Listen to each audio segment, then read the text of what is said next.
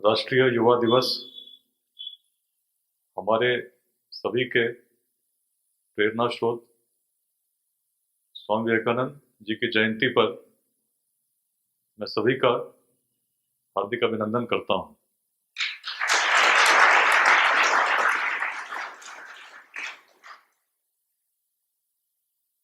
प्रज्ञा युवा प्रकोष्ठ से मेरा जुड़ाव पटना में लगभग वर्ष 2006 से है। समय समय पर आने का अवसर मिला और पिछले वर्ष भी राष्ट्रीय युवा दिवस के कार्यक्रम पर यहीं उपस्थित था। इस वर्ष मुझे आशंका थी कि जिस स्वरूप में पिछले वर्ष कार्यक्रम हुआ था उस स्वरूप में संभवतः नहीं होगा। तो बीता हुआ जो वर्ष रहा इसमें अनेक प्रकार के अनुभव सभी को मिले। आवाज स्पष्ट आ रही है, लेकिन जब बाद में मनीष जी, प्रकाश जी आए, इन्होंने बताया कि कोरोना के जो नियम हैं, सोशल डिस्टेंसिंग है इत्यादि हैं, उसका हम लोग ख्याल रखते हुए कार्यक्रम कर रहे हैं, तो निश्चित रूप से प्रसन्नता हुई। पिछले वर्ष से लोग कम हैं, दूरी है, लेकिन जो भाव है सबके मन में एक सकारात्मकता का भाव है। आज युवा दिवस है, हम जिनका स्मरण कर रहे हैं उनका स्मरण हम क्यों करते हैं, बताइए। इसमें कुछ मैं प्रश्न करना चाहूंगा। तो स्वामी विवेकानंद जी के बारे में हम सोचते हैं, जब जैसे ही उनका चेहरा सामने आता हो, मन में उनके विचार सामने आते हो, तो सबसे जो बड़ी बात है, कोई एक शब्द में आप बताइए क्या लगता है, क्या सबसे ज्यादा अपील करती है? बताइए, थोड़ा पूछेंगे पहले। एक शब्द जो सबसे ज्यादा आपको स्वामी जी का नाम सुनते ही या उनके बात सुनते ही, कुछ भी इतना समय तो नहीं लगना चाहिए, जोर से बोलिए। निडरता, बहुत बढ़िया। आप बताइए। व्यक्तित्व। और कोई? त्याग, आशीर्वाद। हम्म? वैज्ञानिक। वैज्ञानिक आध्यात्मवाद, ठीक है। देखिए, सभी जो विचार निकल के आए, निडर होना चाहिए, आध्यात्मिक होना चाहिए, इत्यादि इत्यादि अनेक गुणों से हम परिभाषित करते हैं। किसी व्यक्ति, कोई व्यक्ति जब किसी बात को व्यक्त करता है तो तरीके अलग हो सकते हैं, लेकिन उनके मूल में एक संदेश है सकारात्मकता का। जब भी आप चिंतन करते हैं, विचार करते हैं, स्वामी जी के बारे में सोचते हैं, तो मन में एक सकारात्मक भाव उत्पन्न होता है जो निराशावादी, निराशाजनक स्थितियों को नष्ट कर देता है। आपके जीवन में भी यदि कोई निराशा हो, किसी बात पर लगता हो कि संभव नहीं है, जो आप स्वामी जी को पढ़ते हैं, उनके उस समय के भाषणों को पढ़ते हैं, किसी माध्यम में जानते हैं, तो मन में वो निराशा छटने लगती है। क्या कारण? इस पे अगर सोचेंगे तो आज जो मैं बात करने आया हूं, स्वामी जी की बात तो मैं करूंगा ही, क्योंकि प्रेरणा उन्हीं की है, लेकिन आपके जीवन में जो बात, जैसे स्वामी जी के बारे में जब हम स्मरण करते हैं, विचार करते हैं, तो एक सकारात्मक भाव उत्पन्न होता है जो मन में एक प्रेरणा को जागृत करता है कि वर्तमान यदि निराशाजनक हो तो उसमें कुछ ऐसा करें, और ऐसा करने का सामर्थ्य मुझ में है। ये बात कहाँ से आती है? एक आशावादिता से आती है। सभी लोग यहाँ पर उपस्थित हैं, उम्र के उस पड़ाव पड़ाव में हैं जहां जीवन बहुत सपने होते हैं। आने वाला समय ऐसा लगता है बहुत है, और हर व्यक्ति कुछ ना कुछ करना चाहता है। अब इसमें बात सकारात्मकता की हुई। अब फिर से मैं पूछूंगा कुछ लोगों से, आप आपने उस समय उत्तर नहीं दिया था, सामने आप ब्लू शर्ट में बैठे हैं, आपके जीवन का लक्ष्य क्या है? नहीं नहीं, एक शब्द में बताइए आप, क्या जैसे होता है ना, लक्ष्य कुछ है। अच्छे व्यक्तित्व का निर्माण। ठीक है, आप बताइए। तो वही बात हो गई। जैसे लक्ष्य मैं पूछता हूँ, जैसे होता है ना, कोई बोलता है कि भाई मैं इंजीनियर बनना चाहता हूँ, मैं, बताइए। जी, नहीं, मोक्ष प्राप्त करना, बहुत बढ़िया। और लोकोपयोगी कार्य करना है। चलिए ठीक है। हम्म। जी, चलिए ठीक है, बैठिए। और इधर आप बताइए, लाल शर्ट में आप बैठे हैं। जी, आईपीएस बनना है, वेरी गुड। चलिए ठीक है। और इधर प्रशासनिक अधिकारी बनना है। अब इस लक्ष्य जीवन में क्या होना चाहिए, यदि आप किसी लक्ष्य को प्राप्त करना चाहते हैं, तो सबसे महत्वपूर्ण पहले है कि लक्ष्य क्या होना चाहिए। आपने उत्तर सुने, कुछ लोगों के उत्तर थे जो किसी पद विशेष की बात हुई, आईपीएस अधिकारी बनना चाहते हैं। कुछ लोगों की बातें थी जो किसी गुण विशेष की बात हुई, अच्छे व्यक्तित्व का निर्माण चाहते हैं। और सबसे बढ़िया उत्तर मोक्ष प्राप्त करना चाहते हैं। तो अनेकानेक लक्ष्य हो सकते हैं, लेकिन अब इसमें जब लक्ष्य यदि क्लियर हो, स्वामी जी की जब हम बात सुनते हैं, उससे जब अनुभूति ग्रहण करते हैं, तो अपील क्यों करती है? क्योंकि एक क्लैरिटी ऑफ थॉट है। जो भी स्वामी जी ने कहा, जब उसको सुनते हैं तो ऐसा प्रतीत अवश्य होता है कि बात हृदय की गहराइयों से निकली है। और जो बात सत्य होती है, जब किसी के सामने आप व्यक्त करोगे, जो हृदय से निकली होती है, निश्चित पहुंचती है। अब जैसे आपने कहा, अच्छे व्यक्तित्व का व्यक्ति बनना चाहते हैं, लक्ष्य यदि जो भी होगा, उसके पीछे मन में कुछ ना कुछ योजना होनी चाहिए। अच्छे व्यक्तित्व बनना तो बनना है ही, और एक लक्ष्य निर्धारित जीवन में निश्चित कुछ ना कुछ होगा। अच्छे व्यक्ति तो आप हैं, आप बताइए क्या बनना चाहते हैं, किस रूप में अच्छे व्यक्ति बनना चाहते हैं, समाज में किस दायित्व में देखना चाहते हैं? पुलिस ऑफिसर के रूप में। देखिए, होता क्या है, जब हम कोई लक्ष्य तय करते हैं, आप किसी पद का लक्ष्य तय करते हैं, किसी विशेष पोजीशन पे जाने के लिए प्रयास करते हैं, अक्सर हम उस पद को परिश्रम से प्राप्त कर भी लेते हैं, परंतु एक बार जब वो प्राप्त हो जाता है, तब भटकाव की स्थिति आती है, क्योंकि उसके बाद क्या करना है ये स्पष्ट नहीं है।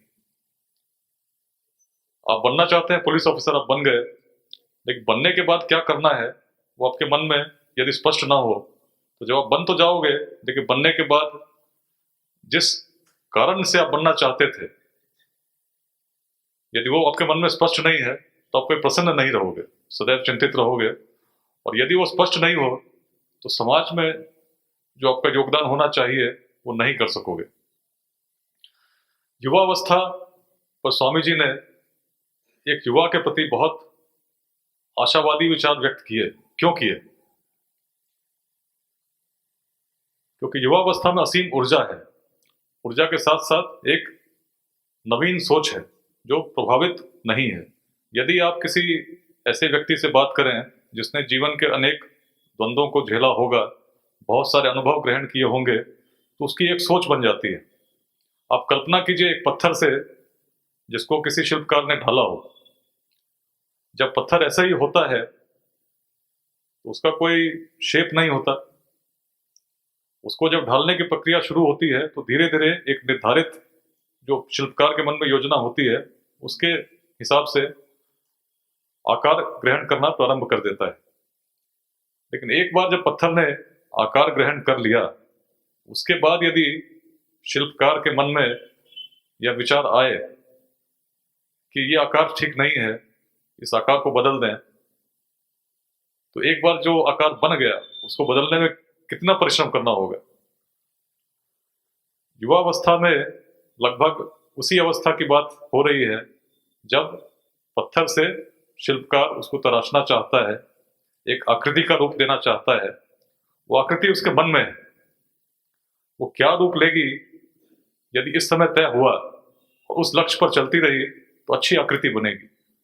परंतु यदि उसमें कोई चूक हुई, कोई गलती हुई किसी भी स्तर पे, तो मन में जो आकृति है वो नहीं बनेगी। और जब तक मन में जो आकृति निर्धारित थी वो नहीं बनती है, तो शिल्पकार को संतुष्टि मिलेगी क्या? नहीं मिलेगी। तो युवावस्था में आपके मन में लक्ष्य बड़ा स्पष्ट होना चाहिए। प्रथम लक्ष्य तो ये होना चाहिए, अच्छे व्यक्ति तो बनना ही है, मोक्ष प्राप्त करना भी है, लेकिन करना कैसे है, क्या करना है?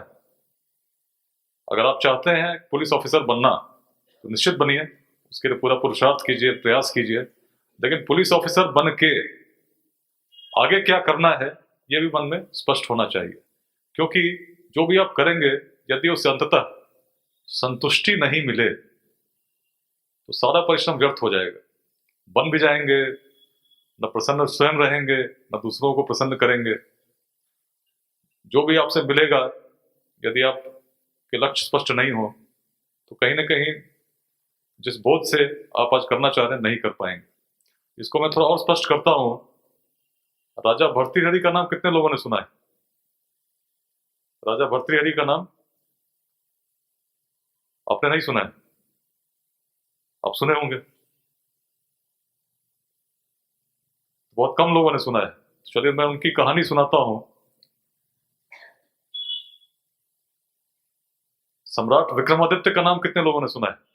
सबने सुना है। चलिए, तो सम्राट विक्रमादित्य उज्जैन के नरेश माने जाते हैं और भारतवर्ष के सबसे प्रतापी सम्राट इतिहास में उनको स्थान दिया जाता रहा है। उनके बड़े भाई राजा भर्तृहरि थे। राजा भर्तृहरि यदि शासन का त्याग नहीं करते तो विक्रमादित्य सम्राट नहीं बनते। लेकिन भर्तृहरि ने अपने शासन का त्याग क्यों किया, ये अपने आप में जो कहानी है उससे बहुत प्रेरणा ग्रहण करने की आवश्यकता है। कहानी कुछ ऐसी है कि भर्तृहरि उज्जैन के राजा थे, बहुत बड़े सम्राट थे, बड़े शक्तिशाली थे, सारे गुण थे उनमें जो एक शासक में आदर्श रूप में होने चाहिए। जनता भी बड़ी प्रसन्न रहती थी, उन्हें लगता था कि बड़े संतुष्ट हैं, जो धार्मिक कर्तव्य उनको करने चाहिए उसको करते हैं। भर्तृहरि अपनी प्रजा से भी बहुत प्रेम करते थे, लेकिन सबसे अधिक प्रेम यदि किसी से करते थे तो उनकी एक पत्नी थी जिसका नाम था पिंगला। पिंगला से भर्तृहरि का बहुत ज्यादा प्रेम था। आप ऐसा समझिए कि सब कुछ करते थे, लेकिन जीवन में कहीं ना कहीं केंद्र में पिंगला थी।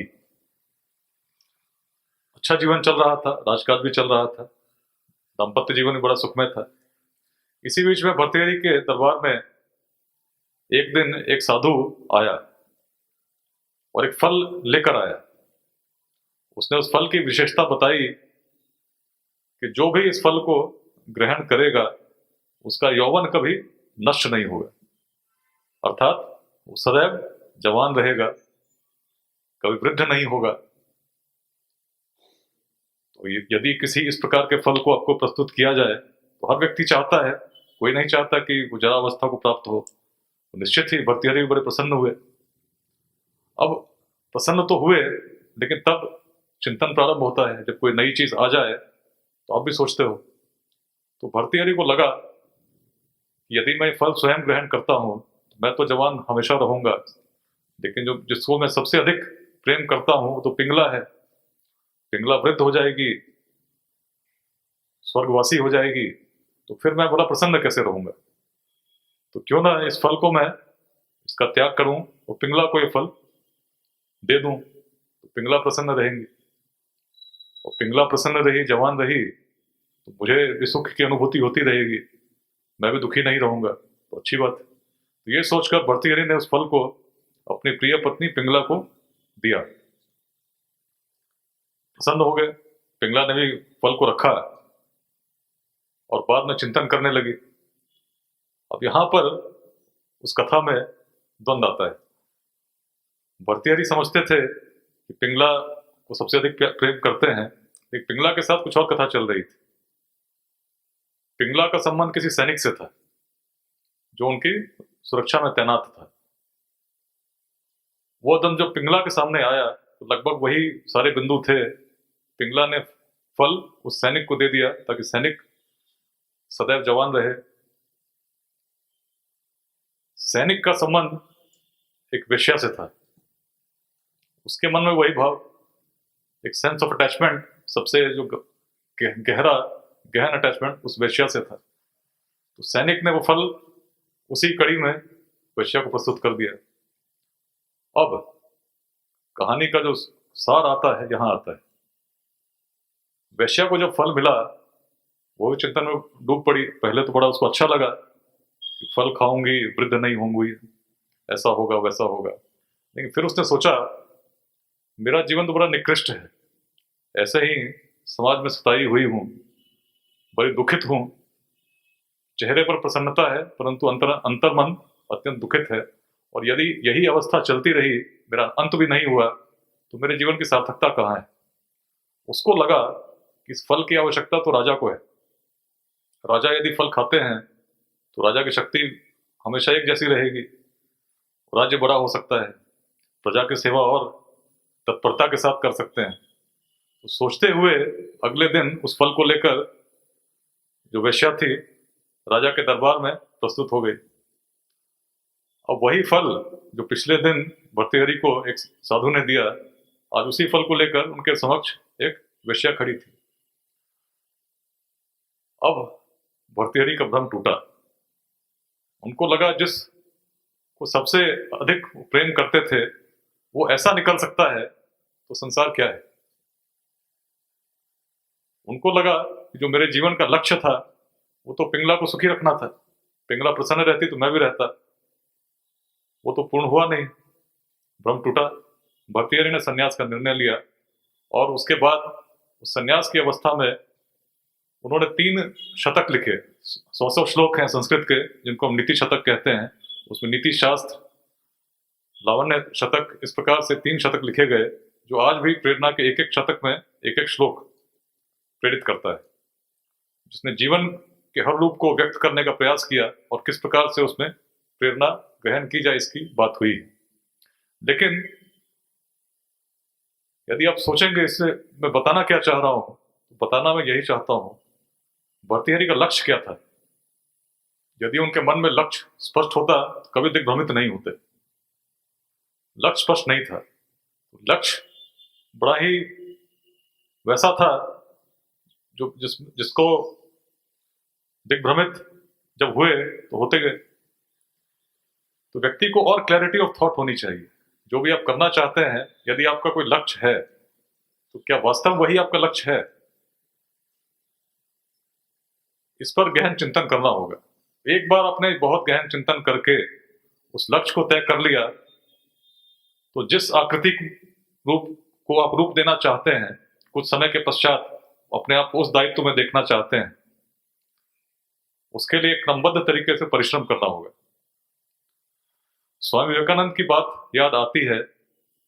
यहां लिखा भी हुआ है, ब्रह्मांड की सारी शक्तियां पहले से ही हमारी हैं, लेकिन हम अपनी आंखों पर हाथ रख लेते हैं और फिर रोते हैं कितना अंधकार है। तो आज जो मैं बात कहना चाहता हूं, अक्सर हम लोग जब देखते हैं किसी चीज से और दुखी होते हैं, जैसे बिहार वर्तमान व्यवस्था को देखकर क्या लगता है बताइए। चलिए आप बताइए, अब फिर आपसे पूछता हूं क्या होना चाहिए, क्या है, कैसा हो सकता है, इतिहास कैसा था, कोई 2 शब्दों में बताइए। मन में क्या भाव निकलते हैं जब बिहार के बारे में सोचते हैं। अब समय बहुत लेते हैं, इतना मत सोचिए, बताइए, तो स्वाभाविक प्रश्न है। क्या नाम है आपका? रंजन, निरंजन जी। इतना मत सोचिए, बताइए बिहार के बारे में सोचते हैं तो क्या लगता है, पहले भाव कुछ निकलता होगा ना। वर्तमान में सोचते हैं क्या बहुत अच्छा है या कुछ और अच्छा होना चाहिए। अच्छा था, अच्छा होना चाहिए, वेरी गुड। चलो आप बताइए क्या होना चाहिए। सुखी राज्य होना चाहिए, तो क्या है? अभी नहीं है। आप बताइए। एक दो तीन। नहीं नहीं, आपसे आगे। हाँ जी, क्या नाम है आपका? अंकित। अंकित जी बताइए क्या।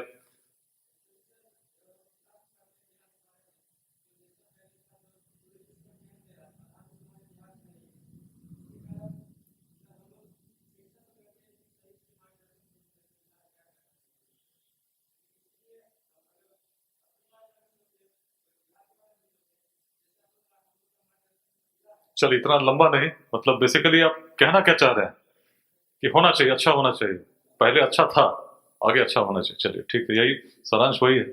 आप बताइए। जी।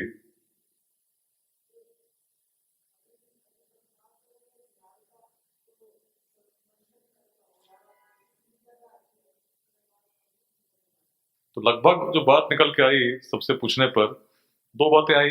एक, इतिहास में हम बहुत अच्छे थे।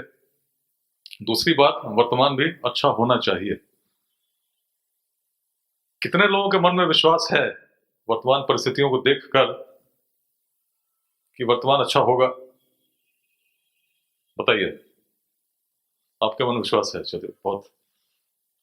दो, दो लोग मन में विश्वास है कि बहुत अच्छा होगा। तीन। चलिए, चलिए और कुछ हाथ उठे। अब जो पहले तीन हाथ उठे जिनके मन में विश्वास था कि बिहार का भविष्य बहुत उज्जवल है, आप बताइए इसका कारण क्या है इस विश्वास का? बताइए, आप ही आपने भी हाथ उठाए थे ना। बिहार का भविष्य उज्जवल होगा, ये विश्वास है आपको? क्यों?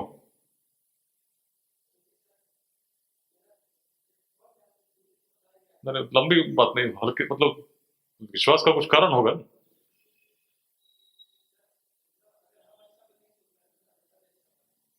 ठीक, चलिए बैठिए।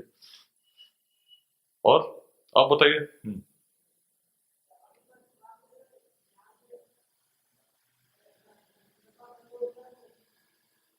अच्छा, नशाबंदी के लिए अच्छा हो जाएगा, चलिए अच्छा। चलो बहुत बढ़िया। और पीछे आप बताए थे कि बिहार बहुत पीछे। नहीं तो मैं स्वयं को पूरा बदल लूंगा तो क्या बिहार बदल जाएगा?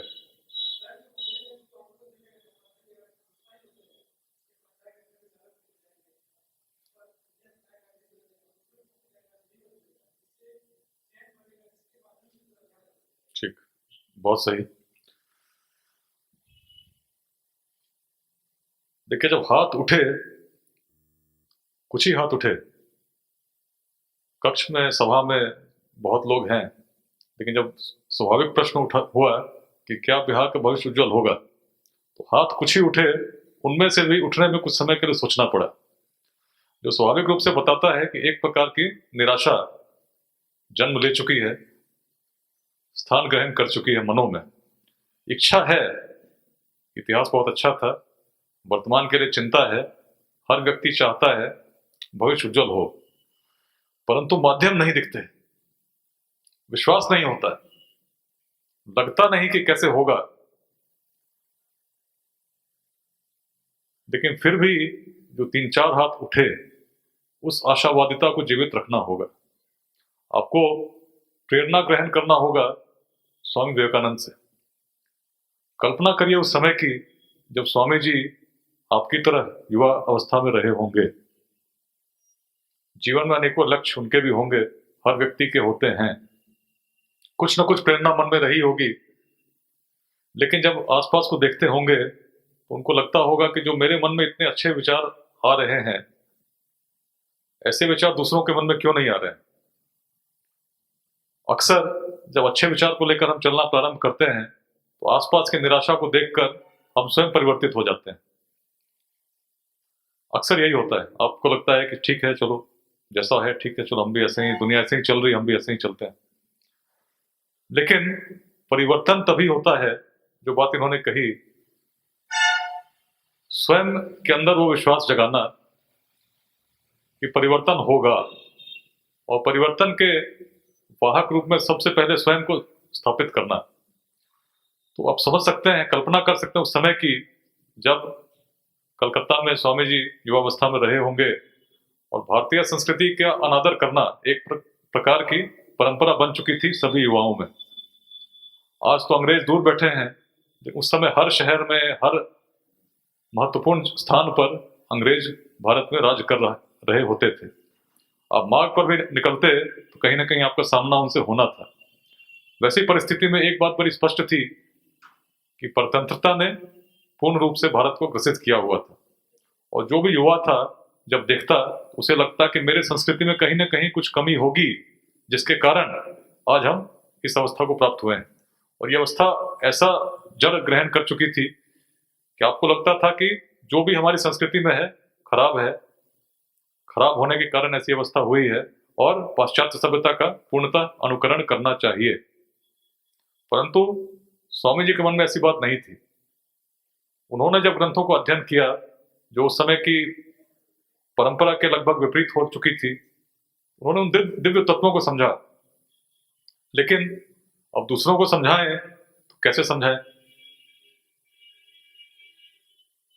पूरी कहानी है, आप भी जानते हैं किस प्रकार से शिकागो में 1893 में अंतर्राष्ट्रीय धर्म सम्मेलन हुआ, किस आत्मविश्वास के साथ पूरी कठिनाइयों को का सामना करते हुए शिकागो तक पहुंचे, और जिस संदेश को उन्होंने आत्मीय रूप में ग्रहण किया था उससे समस्त विश्व को उन्होंने लाभान्वित किया।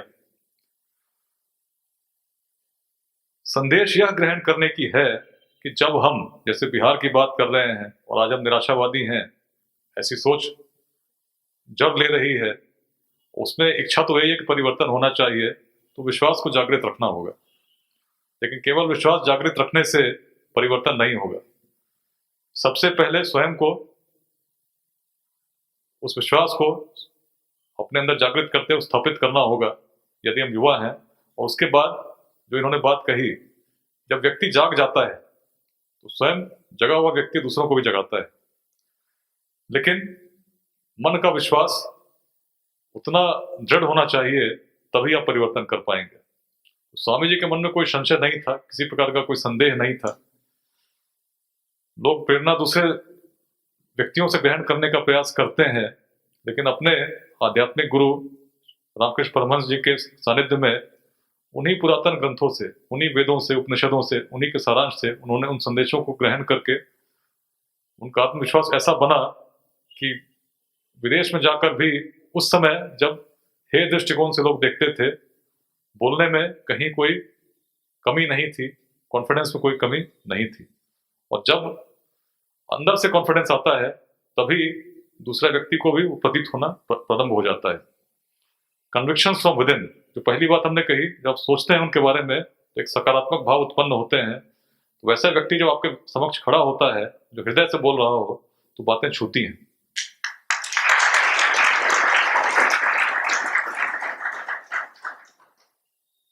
युवावस्था में जो आप जीवन के लक्ष्यों की बात करते हो, सोचते हो, उस आकार को अपने जीवन में स्वरूप देना चाहते हो, तो सोचना होगा कैसे करना है। यदि हम चाहते हैं जीवन का लक्ष्य क्या हो, उस लक्ष्य में सपोज आपके मन में है कि बिहार बदलना चाहिए, तो आपको सोचना पड़ेगा कि बिहार बदलने में युवाओं की क्या भूमिका हो सकती है, और क्या जो मेरी भूमिका है उसको मैं निभा पा रहा हूँ। आपको सोचना पड़ेगा, चिंतन करना पड़ेगा कि जिन कारणों से वो निराशाजनक परिस्थिति बनी है, उसको नष्ट करने के लिए मेरा क्या योगदान हो सकता है। यदि जैसे मैं जब देखता हूँ तो देखता हूँ इतिहास में बिहार ज्ञान की भूमि थी, शौर्य की भूमि थी, उद्यमिता की भूमि थी। वर्तमान में अधिकांश युवाओं को जब देखता हूँ तो देखता हूँ जिस ज्ञान की परंपरा के हम वाहक थे वो आज कहीं दिखता नहीं। लोग छोटे छोटे मार्गों की तलाश में हैं कि किसी प्रकार सफलता मिल जाए, परिश्रम करना नहीं चाहते।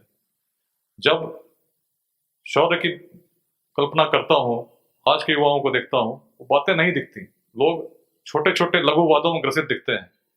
कोई जातिवाद की बात करता दिखता है, कोई संप्रदायवाद से ग्रसित है, छोटे छोटे वादों में। लेकिन जिस भूमि ने कभी वेदांत को जन्म दिया, उसके वंशज इस प्रकार के भटकाव में दिग्भ्रमित हों, कहीं से अच्छा नहीं लगता। उद्यमिता की बात करें तो जिस भूमि ने ऐसी प्रेरणा जागृत की कि विदेशों में नगर और देश उसके शहरों के, नगरों के नाम पर रखे जाने लगे, उसके वंशज यदि ये सोचें कि हम सामर्थ्य नहीं है और किसी भी लक्ष्य को ये माने कि हम कर नहीं सकते, तो ऐसा नहीं होना चाहिए।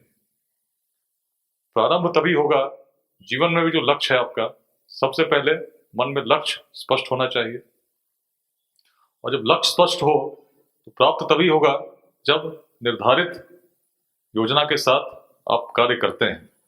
लेकिन कार्य करने के बाद भी उस कार्य करने के क्रम में आप टूट सकते हैं।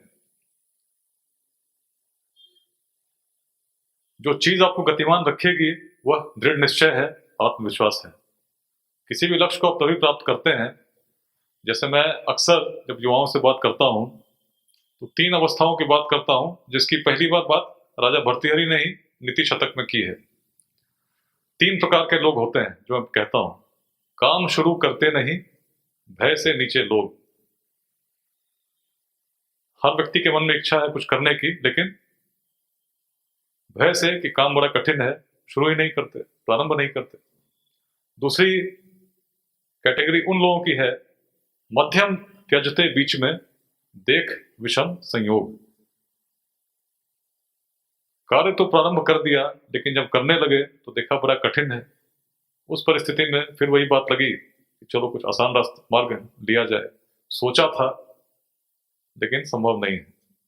लेकिन जो थर्ड कैटेगरी है, जो सफल होती है, जो बदलती है चीजों को, जो प्रेरणा मन में जागृत हुई, जो आकृति आपने जिसकी कल्पना की उसको साकार करती है, पर उत्तम वे लोग जो हर दुर्गम पथ झेल।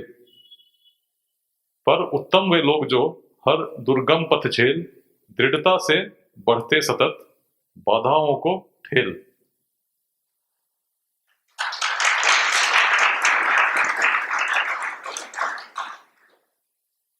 तो मैंने अलग अलग विषयों पर बात शुरू की, अलग अलग विषयों पर करते करते, लेकिन उसमें जो मूल है यही है कि आपके सभी के अंदर ऊर्जा असीम है, असीम ऊर्जा है। और अवस्था ऐसी है जैसे उस पत्थर की है, जिसमें आप आकृति कुछ भी दे सकते हैं। तो कल्पना बड़ी स्पष्ट होनी चाहिए कि आकृति कैसी होनी चाहिए। यदि कल्पना स्पष्ट नहीं होगी तो आकृति नहीं बनेगी। और आकृति बनाने के लिए जो प्रिसीजन चाहिए, जो परिश्रम चाहिए, उसको करने में चूकना नहीं होगा, लंबा समय लगेगा। और बीच में यदि शुरू में कल्पना बहुत स्पष्ट नहीं हो, लक्ष्य बहुत स्पष्ट नहीं हो, तो कहीं ना कहीं जाकर आकृति बिगड़ जाएगी। और एक बार जो आकृति बिगड़ी तो जो प्रारंभिक कल्पना थी उसके अनुरूप नहीं रहेगी। पिछले वर्ष भी जब आया था तो उस मंत्र को मैंने आपसे साझा किया था, जो उपनिषदों का है, ओम पूर्णमदः पूर्णमिदं पूर्णात् पूर्णमुदच्यते पूर्णस्य पूर्णमादाय पूर्णमेवावशिष्यते। तात्पर्य यह कि जो पूर्ण है वो खंडित होने पर भी पूर्ण ही रहता है और पुनः पूर्ण में विलीन हो जाता है। तात्पर्य यह कि यदि आत्मा को हम परमात्मा का स्वरूप मानते हैं और यह मानते हैं कि आत्मा कहीं ना कहीं परमात्मा से ही निकला है, उससे जुड़ा है, इसी बात को कहा गया, तो यदि उसकी कल्पना उस रूप में आप करें तो जो गुण होते हैं, जो पूर्ण के गुण है, उस शक्ति के, उस ज्योतिपुंज के जो गुण है, जो समस्त सृष्टि को संचालित करती है, सार रूप में वो गुण आपके अंदर भी विद्यमान है। आवश्यकता उनको समझने की है। जैसे हमने कहा असीम ऊर्जा, जो पूर्ण है उसमें तो असीम ऊर्जा है, और जो असीम होती है उसको कितना भी आप काटेंगे, तो गणित में बहुत, मैथमेटिक्स में बहुत ही सिंपल कॉन्सेप्ट है, infinity can not be divided. जो इनफाइनाइट है, असीम है, वो असीम ही रहता है। तो क्षमताएं असीम है, लेकिन क्षमताओं को किस प्रकार से उसका उपयोग हो, ये मन की कल्पना पर है। जो व्यक्ति उस क्षमता को जितना अधिक पहचानता है, जितने अच्छे तरीके से उसकी कल्पना करता है, योजनाबद्ध तरीके से कार्य करता है, जीवन में उस लक्ष्य को प्राप्त करता है जिसकी कल्पना उसने कभी की हो। यदि इसमें स्पष्टता नहीं हो तो कहीं ना कहीं जाकर दिग्भ्रमित होता है। तो सभी युवा साथियों से मैं कहना चाहता हूं, अपने जीवन के लक्ष्य को बहुत स्पष्ट होकर तय करो। स्वामी जी का भी संदेश लगभग यही है कि घोर निराशा का जहां वातावरण आपको दिखे तो यह मत भूलो कि सारी ऊर्जा, सारा सामर्थ्य अंतर्निहित है। उसको समझने की जरूरत है सकारात्मक रूप से, और समझकर उसमें योगदान करने की आवश्यकता है। यदि आप सोचते हो कोई कार्य असंभव है तो जान लो असंभव कुछ नहीं है। जो परिस्थितियां कठिन दिख रही हैं, परिस्थितियां बदल जाएंगी, परिवर्तित हो जाएंगी, लेकिन मन में उस विश्वास को झुकने नहीं देना, डिगने नहीं देना। इस देश ने, हमारी संस्कृति ने असंख्य उदाहरण देखे हैं जब व्यक्ति ने मन में ठाना, उसको निर्धारित किया, उस लक्ष्य को प्राप्त किया है। बहुत सारे ऐसे उदाहरण हैं जो प्रेरणा देते हैं, लेकिन यदि हम स्वयं मजबूत नहीं होंगे, स्वयं सामर्थ्यवान नहीं होंगे, अपने सामर्थ्य को नहीं पहचानेंगे, तो दूसरा व्यक्ति आपका क्या कर सकता है? कोई मार्गदर्शन नहीं कर सकता। तो अपने अंदर की ऊर्जा को पहचाने, असीम ऊर्जा है। और यदि मन में कोई विचार आ रहे हैं जो सकारात्मक हैं किसी के प्रति, राष्ट्र के प्रति, राज्य के प्रति, तो दबने नहीं दें। सबसे पहले स्वयं स्थापित हों किसी ऐसे दायित्व में जिसमें अपनी जीविका उपार्जन के साधन सुनिश्चित हों। एक बार स्थापित हो गए तो जीवन का जो लक्ष्य है केवल स्थापना होने तक नहीं है। लक्ष्य संतुष्टि होनी चाहिए। लक्ष्य ऐसा होना चाहिए कि जो आपने कभी बचपन में कल्पना की, अच्छे व्यक्ति बनेंगे, तो निश्चित रूप से जब अंत समय आए तो आपके मन में यह भाव जगना चाहिए कि जो कल्पना थी उसके अनुरूप मैंने अपने जीवन को जिया है, और जो इच्छा मेरे मन में थी उसको मैं पूर्ण कर सका हूं। बिल्कुल होगा, पूर्ण होगा, लेकिन पहली बात वही रहेगी, लक्ष्य बड़ा स्पष्ट होना चाहिए। यदि लक्ष्य में स्पष्टता नहीं होगी तो कहीं ना कहीं भर्तृहरि की तरह आप भी दिग्भ्रमित होंगे और फिर नए लक्ष्यों की तलाश में लग जाएंगे। चिंतन करना होगा, मनन करना होगा। सारे प्रश्नों के समाधान कहीं ना कहीं मन में ही है। यदि कोई कहता है कि कोई चीज कठिन है तो जान लो कठिन कुछ नहीं है।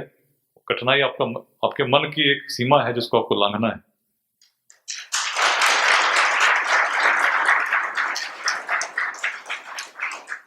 हमारे प्राचीन ऋषियों ने जब मन की कल्पना की तो ऋग्वेद का मंत्र है, बाकी वेदांत में भी मिलता है, द्वा सुपर्णा सयुजा सखाया समानम वृक्षम परिस्वजाते।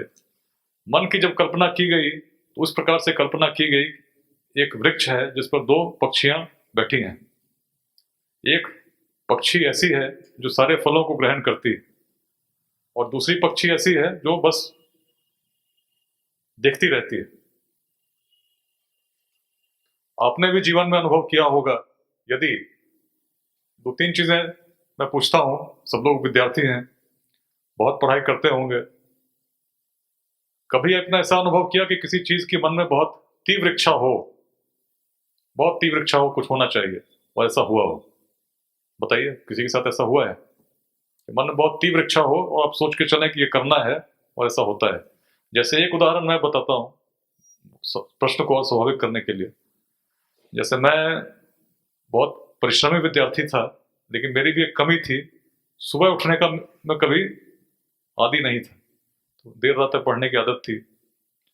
स्वास्थ्य बिगड़ने लगा, और उसी बीच में फिर मन में एक प्रेरणा जगी कि नहीं, सुबह उठना चाहिए। तो बड़ा ही बॉडी क्लॉक को सेट करना बड़ा मुश्किल होता है, और आईआईटी की तैयारी उस समय करते थे तो मन में बड़ी इच्छा होती थी कि समय का बिल्कुल भी दुरुपयोग नहीं होना चाहिए, नष्ट नहीं होना चाहिए।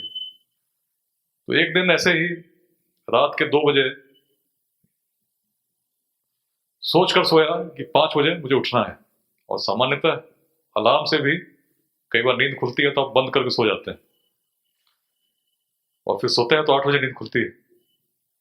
लेकिन मैंने देखा उस समय के बाद कि जब मैंने सोचा कि 5 बजे मेरी नींद खुलनी चाहिए, तो न किसी आराम की आवश्यकता पड़ी, न किसी को उठाने की आवश्यकता पड़ी।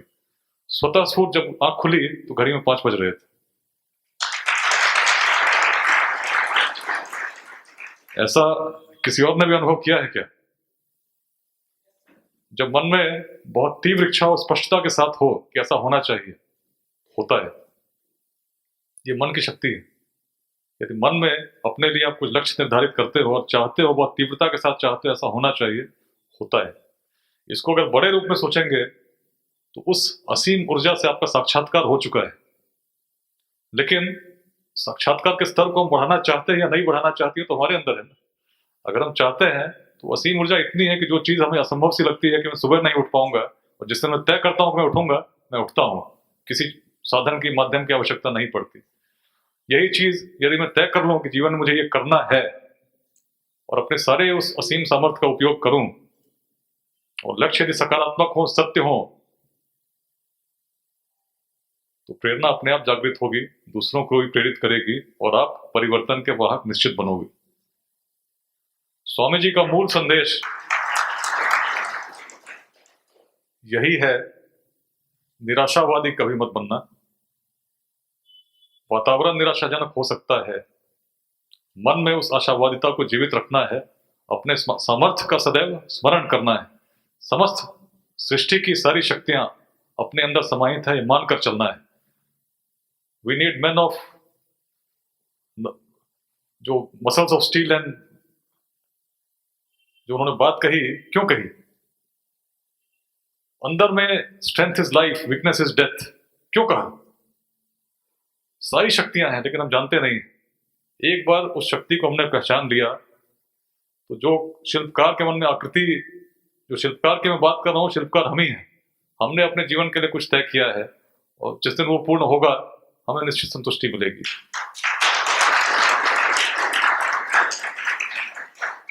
और आज शिल्पकार युवावस्था में उस अवस्था में है जिसमें आकृति को आप रूप समय के साथ देते जाएंगे। चूकना मत, टूटना मत, निश्चित रूप से वो आकृति सबकी बने और आने वाले समय में जो बात इन्होंने कही, स्वयं जगेंगे, दूसरों को जगाएंगे, इस लक्ष्य को हम सिद्ध करें। तो जो बात आज 3 हाथ उठे हैं, हो सकता है 1-2 वर्षों बाद जब आए मिले, तो आप अपने जीवन में यदि उस ऊर्जा को पहचान लोगे तो और सकारात्मक भावों के साथ और अनेक व्यक्तियों को आप जोड़ पाओगे और निश्चित चीजें बदलती हैं। कुछ समय पहले तक हम में से भी किसी ने शायद कल्पना नहीं की होगी कि हमारे जीवन काल में कुछ काम हो जाएंगे, लेकिन 2019 में कुछ ऐसी चीजों को हमने होते देखा जिसकी हमने कल्पना नहीं की थी, कितनी सहजता से हो जाएंगे। बहुत समय से विवाद चल रहा था राम जन्मभूमि मंदिर पे, अचानक शांति से निपटा। आर्टिकल 370 हटेगा, वो इतनी आसानी से हटेगा, कोई प्रतिक्रिया नहीं होगी, नहीं सोचा था, अधिकांश लोगों ने नहीं सोचा, हुआ। तो बिहार बदलेगा, इसमें भी कोई संदेह नहीं होना चाहिए।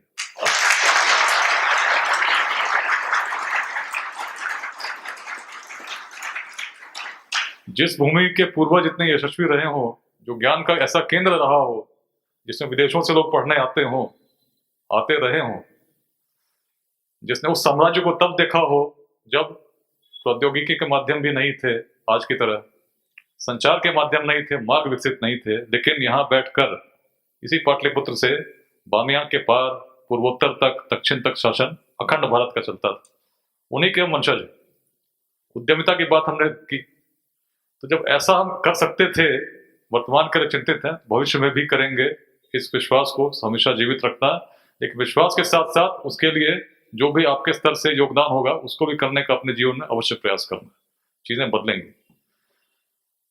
कहना मैं अंत में यही चाहता हूं कि सकारात्मक भावों के साथ बहुत गहन चिंतन करें अपने जीवन पर, क्या कर रहे हैं, क्या करना चाहिए, क्या करूंगा जिससे मुझे संतुष्टि मिलेगी।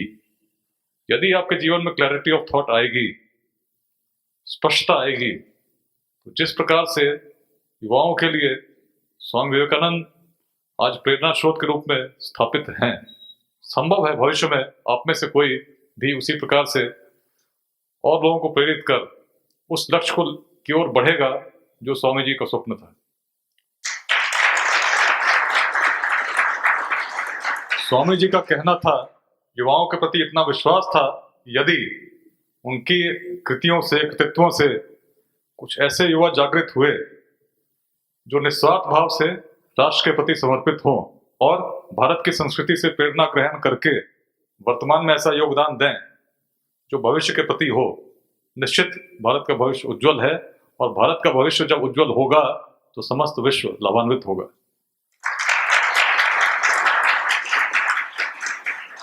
ऐसे युवकों की, ऐसे युवाओं की, ऐसे सकारात्मक चिंतकों की इस भूमि को बहुत आवश्यकता है। लेकिन ये सब तभी स्थापित होगा जब स्वयं आप स्थापित हों और आपके लक्ष्य बड़े स्पष्ट हों। एक परिवर्तित व्यक्ति, एक व्यक्ति जो संकल्पित हो, निश्चित रूप से अनेक ऐसे व्यक्तियों को जन्म रखने का सामर्थ्य रखता है, जन्म देने का सामर्थ्य रखता है। और मैं तो चाहता हूं कि जो भी व्यक्ति हम बैठे हैं, जो मुझे सुन पा रहे हैं, जिस चेतना की मैं बात कर रहा हूं, उसको आप जागृत भी करें, दूसरों में भी जागृत करने का प्रयास करें। ऊपर हॉल में भी जो लोग सुन रहे हैं, जो भाव मैं व्यक्त करना चाह रहा हूं, लगभग वही भाव है। उसी भाव के लिए स्वामी जी ने भी सभी युवाओं को प्रेरित करने का प्रयास किया और वो कार्य अधूरा है। केवल स्मरण करने से, जयंती पर नमन करने से उनके स्वप्न पूरे नहीं होंगे। स्वप्न पूरे तब होंगे जब जिस भारतीय युवा की उन्होंने कल्पना की, उसके साकार रूप में उस आकृति को हम साकार रूप देंगे। ये कार्य संभव है। सभी को एक उज्जवल भविष्य की, व्यक्तिगत जीवन में भी और राष्ट्र के, विश्व के कल्याण के लिए भी आपका जो योगदान हो सकता है उसको हम कर सकें, जिससे हमें संतुष्टि मिले। अंततः लक्ष्य संतुष्टि है। कुछ सकारात्मक करके इस जीवन का अवश्य करें। यह शुभकामनाएं राष्ट्रीय युवा दिवस पर मैं देना चाहता हूं।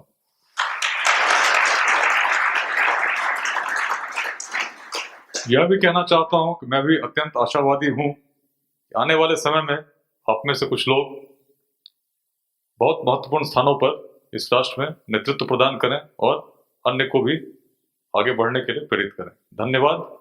जय हिंद।